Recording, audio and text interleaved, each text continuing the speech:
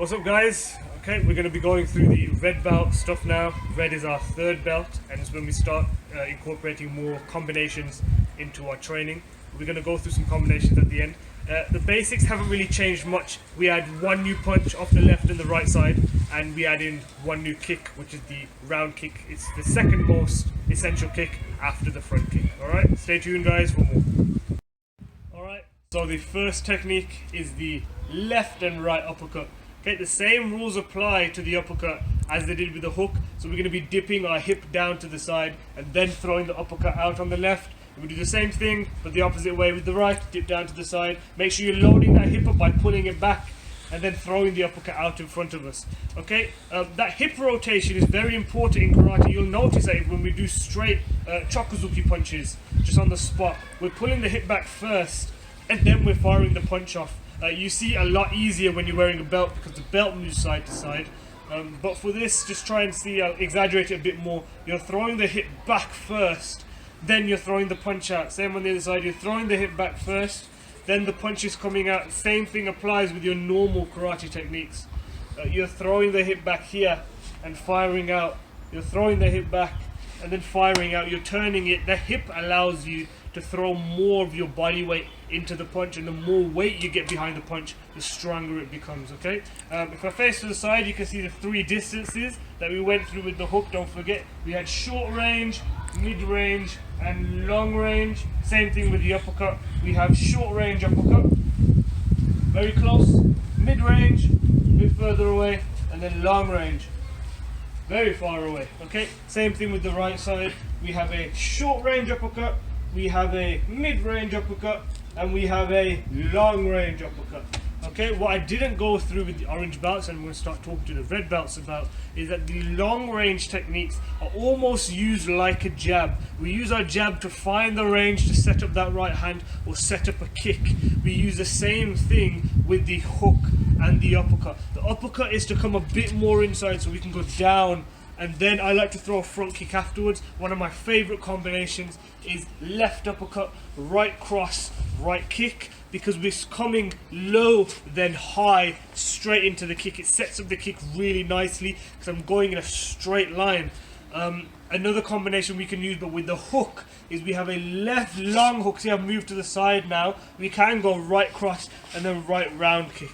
Okay, so there's two different combinations for you to try. I'll go through the first one more time. Uppercut, cross, front kick. Okay, and then the second one is a left hook, right cross, right round kick. Okay, and we'll go through the round kick now. Alright guys, now we're going to go through the roundhouse kick. Like with the white belt stuff, when we start learning a new kick, it's just going to be off the back leg, and then we'll change stance and go off the other leg. Okay, so remember with this, we're lifting up and it's coming around, so you need to turn this front foot. If I leave the front foot the same, it's going to come out like this. Okay, it can only come out as a front kick or a very, very weird round kick. Okay, that's not a round kick, that's a nothing. Alright, you need to make sure that you're spinning that front foot so your hip turns round and the kick can come out round. Okay, turn a bit to the side. Watch the front foot turn and I lift the leg up. Okay, now my shin is facing you guys, so when I kick, it comes out in a straight, or almost like a cut, alright, like a round cut. See, round cut, round kick. Alright, same things apply. You need to lift the leg up, twist this front foot and kick, and then pull it back to stance. Okay, one more time. Make sure you're spinning this front foot, pick the leg up first, kick, and pull it back. Okay, like with the front kick, there's two different ways. You have the snap, which I just demonstrated, and then the spin, it's more like a drive, like a bat. Alright, so you're going to pick the leg up, spin, and I like to spin all the way around because it's a very, very powerful kick. We kick and come all the way around, back to stance. Okay, it's very advanced. Don't feel like you need to practice that loads. If you want to start off very basic, start with the snap, it's a lot easier. Okay, you can chamber the kick in two different places now. It's very, very advanced round kick. There's a lot of things to it. You can chamber it on the outside or you can chamber it on the inside. If you chamber it on the inside, it looks a bit more like this. If I chamber it from the outside, I lift the leg up on the outside first. Lift the leg up on the outside, then bring it round back. It's very, very difficult, and I don't really like doing it, but it does have its uses because it comes over the shoulder as opposed to just smack straight into the body. We'll do one more time on the outside, lift up first, then pull around and kick. Okay, and then the first one that we had, we were just lifting it more in the middle, kick, and then back around. Remember the whole time, guys, keep your hands up, even if your hands are out in front of you, as long as they're up, it's okay. You're turning that foot, that's your fundamentals of the round kick. Now we'll go through some combinations. Guys, now we're going to go through some combinations. We'll start with the punch combinations first, so it's just using our hands. Then we'll move into hand and foot combinations with the kicks. Right, have them with me. It's best to do with a partner. You can't do these with a partner, and just do them in the air, alright? So the first technique we have is a left hook. So you're going to hold your hand out for me so I can left hook, and then right cross. Okay, one more time. Left hook, right cross. Your turn. Left hook, right cross. Remember to keep those hands up and look where you're punching. Again, left hook, right cross. My turn. Left hook, right cross. We're turning that body, we're turning the hip into the hook. Okay, your turn. Left hook, right cross. Okay, that's the first combination. The second one is a left jab into a right hook. So it's the same thing, just reverse with the hands. Okay, so we have left jab, then we have the right hook afterwards. Okay, your turn. Left jab, right hook. My turn. Left jab, right hook. Your turn. Left jab, right hook. Okay, now we're going to go through some kicking combinations. We have the left jab into the right round kick, and the same thing on the other side with the right punch into the left round kick. Okay, so I'm going to do it first. We have left punch, then right round kick, turning that foot the whole time. Okay, now it's your turn. Left, then right. Remember to keep your hands up one more time.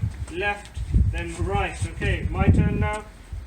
Same with on the other side first. Left, then right. Okay, we're going to move to the second combination, which is a right cross and then step, left kick. Okay, I'm not too fussed about what kind of kick you do. You can do a switch kick where you switch on the spot then kick, or you can do a step.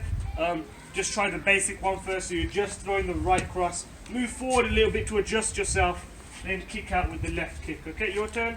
Right cross, adjust, left kick. There we go. Turn the kicks more. Right cross, left kick. Nice, excellent. Okay, one more time. Right cross, left kick. That's two very basic kick combinations you can use to practice all of these techniques. Alright guys, that was episode 3 of the Downtown Karate Grading Syllabus. We went through the round kick and the uppercut, as well as a few nitpicky areas concerning your hip rotation and a few other things like stance.